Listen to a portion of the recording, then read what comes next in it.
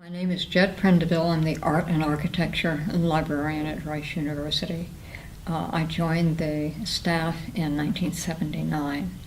My primary responsibilities are collection development, which means building the collection for monographs, exhibition catalogs, serials, electronic resources. The other portion of my job is what we call reference, assisting students and faculty members finding what they need for their research. I was born in Lafayette, Indiana. My dad was teaching at Purdue University, and that was shortly after the Second World War, and we were living in Army barracks. That was the married student housing.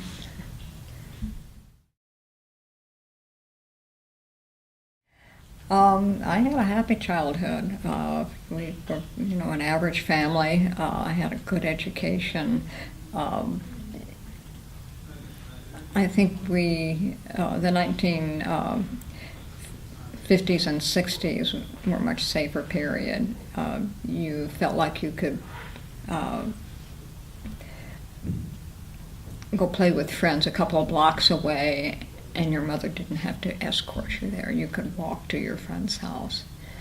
I belonged to the Girl Scouts, just kind of typical childhood. But it was happy, and my siblings and I got along. I mean, normal spats, but,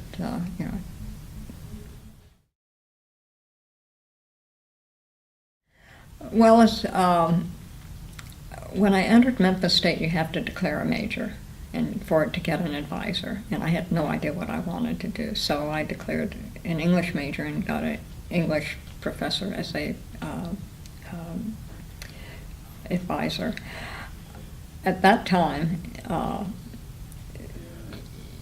there were required courses, and Rice doesn't have a lot of required courses, so this concept is probably foreign to you, but I had to take some type of introduction to art or music, and I thought I might want to be a BFA major in art. As it turned out, my level of talent would not have supported me, so I figured that out pretty quickly, that I didn't have enough real talent to be taught how to, really make a living with it. So I started taking art history as part of the requirements for the BFA, and I said, I'm home. This is what I'm really interested in.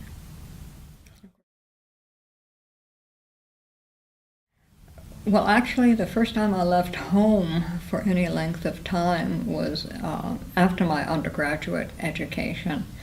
I went to Memphis State University, where my father was a professor of speech and drama, and there just wasn't an option to go anywhere else, and we never really even thought about that. But I had a professor of Renaissance and medieval history who actually knew more about the art history majors and things than those professors, and he encouraged me to apply for various graduate scholarships and a Fulbright, and he essentially was responsible, I think, for helping me to win a partial Fulbright and an Umberto Tamagna Foundation scholarship. So I spent a year in Italy in 1972. So that was the first time I'd really been away from home for a very long time. And then I went to graduate school after that. I lived in the Collegio Ghislieri, and it was similar to the college system that's here on campus. And all the room and board was paid for by the Tamagna Foundation. I was able to travel all over Italy. I did research on the frescoes of Castel Seprio, which is something that Dr. Orr had suggested I look into in order to apply for the Fulbright. So I did some research, found an excellent book in English that he did not know about, and I think that was really what helped me write a good proposal and win the partial Fulbright. Even though I had an undergraduate degree in art history, seeing the frescoes in situ, seeing the architecture, that made all the difference in the world. It really made art history really become alive, and I could question some of the things that I had read. I said, well, you really can't see that. That's nice if you can see it in a photograph, but as a spectator in, say, St. Peter's, and you're looking at a sculpture by Bernini, well, can you really see the things that one of the scholars said you can? So it had a great impact on my life, and I think I wouldn't be in the profession I'm in now had it not been for Dr. Orr.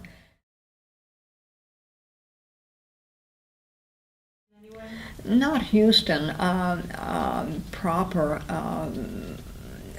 My life sort of outside of Rice has been, through my church, where I've done a lot of volunteer work, and I am with I'm with the Catholic Chaplains Corps. I had a good bit of training in that, and I've been volunteering at MD Anderson for about the last 6 or 7 years. And what I do is I visit patients who are Catholic and who have asked to see someone who wish to receive Holy Communion. I think that my involvement in my church is sort of the extent of my involvement in the Houston populace at large. I'm not an activist, so it's, but I always vote.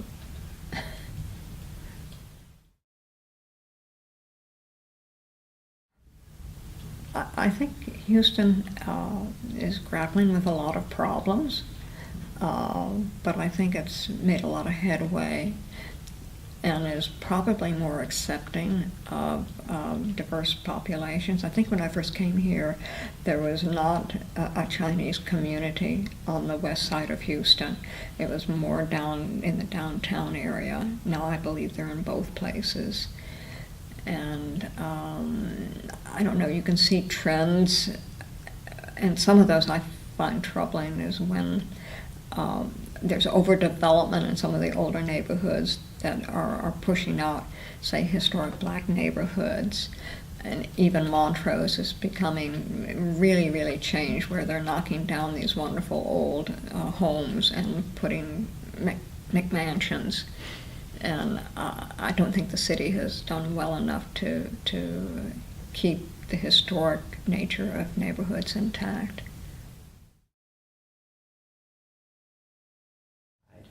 Well, a lot of these are perceptions, and I don't, really know how accurate my memory is. But when I first came to Rice in 1979, I think overwhelmingly the faculty, staff, and student population was white. And the faculty mostly male. And the minorities on campus, I think, were largely Black, Hispanic, and later on our graduate population was represented, I think, fairly well with Asian students. So I just see now it's like night and day between 1979 and 2017, and in between there was a gradual change. You could walk across campus and see that it was much more diverse.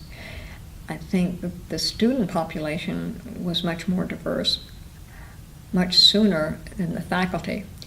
For years, for example, the School of Architecture had maybe one woman, maybe 2 or 3, but now we've got a woman dean. It's just it means a lot, and I think the art history department and the visual arts department, they're almost equal male-female faculty members, but there's still some imbalances all across campus, but I think we're really making an effort to diversify. And art history, I think, has only had maybe 2 Asian faculty members, only 1 black faculty member, George Smith, who retired several years ago. He was a sculptor.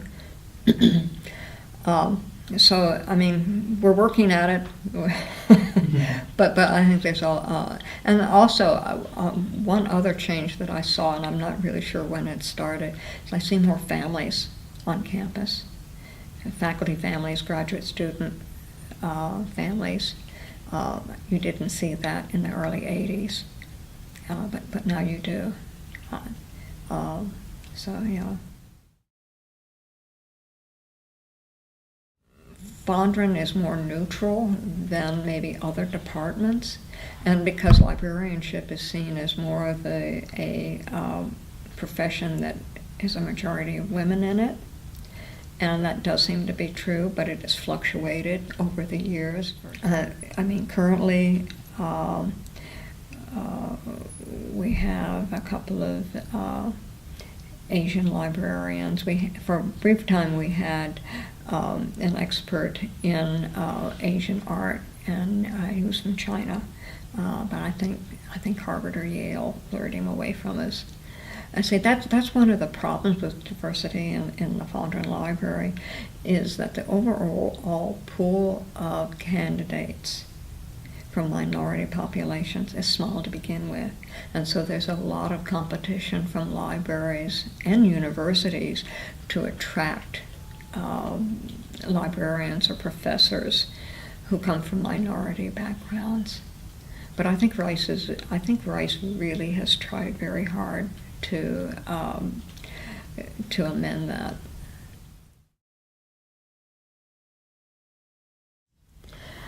I thought about that question a lot, and I guess yes would be part of the answer, but no, if by that you mean an activist, because I'm not an activist, other than I always vote, and I think those interests reflect that. But I say yes because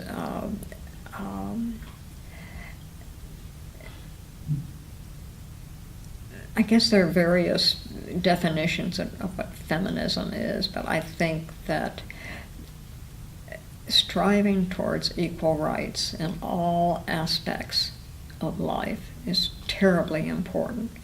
The right to vote, the right to have economic and educational opportunities that are equal. So yeah, I guess, I mean, I'm not I don't go out and protest in front of the Supreme Court or things of that nature, but I think we still have a long way to go. The Equal Rights Amendment, I mean, it's a no-brainer. But because it's an amendment to the Constitution, even though it passed both houses of Congress sometime in the 70s, it has to be ratified by a certain number of states, and we fell short. And I don't think it's going to happen. So I find that very frustrating. And I think in recent years, I'm not sure where the movement, if there is a movement, goes, but I think we're kind of sliding backwards. We're taking the rights that we have won for granted. I mean, just take the most recent news, and you wonder, well, how far have we come? So.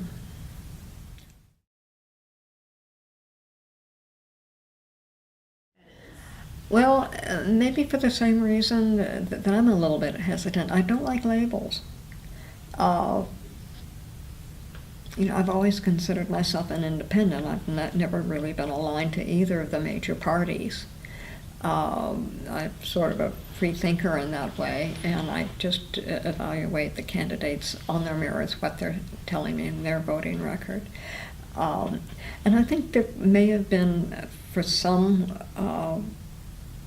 women over time, that they were reluctant to say they were feminists because they didn't buy into some of the sexual revolution.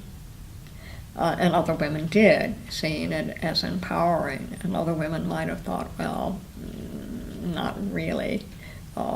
You're still being taken advantage of. So I think it's just a problem with labels. And who's defining the feminism? I may define it in one way, and you may define it in another. So how do I fit your definition? That may be some of the reluctance, but I really don't know. I'm not a sociologist. In fact, I never took a sociology class in my life.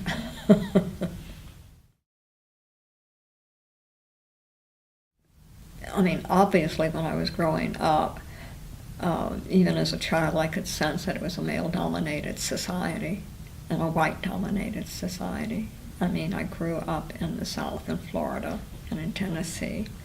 So I think I was sensitive to the fact that I enjoyed a lifestyle that wasn't available to other people just because of accident of birth or because of what race they were. And that was primarily a black-white thing. It wasn't until I moved to Texas that I really became aware of the struggles of a lot of the Hispanic population. So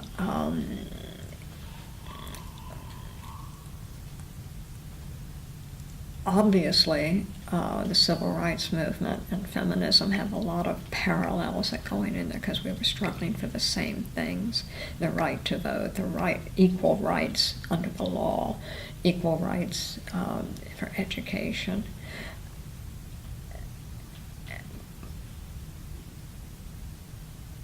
But I think that it's something that we still have to strive for.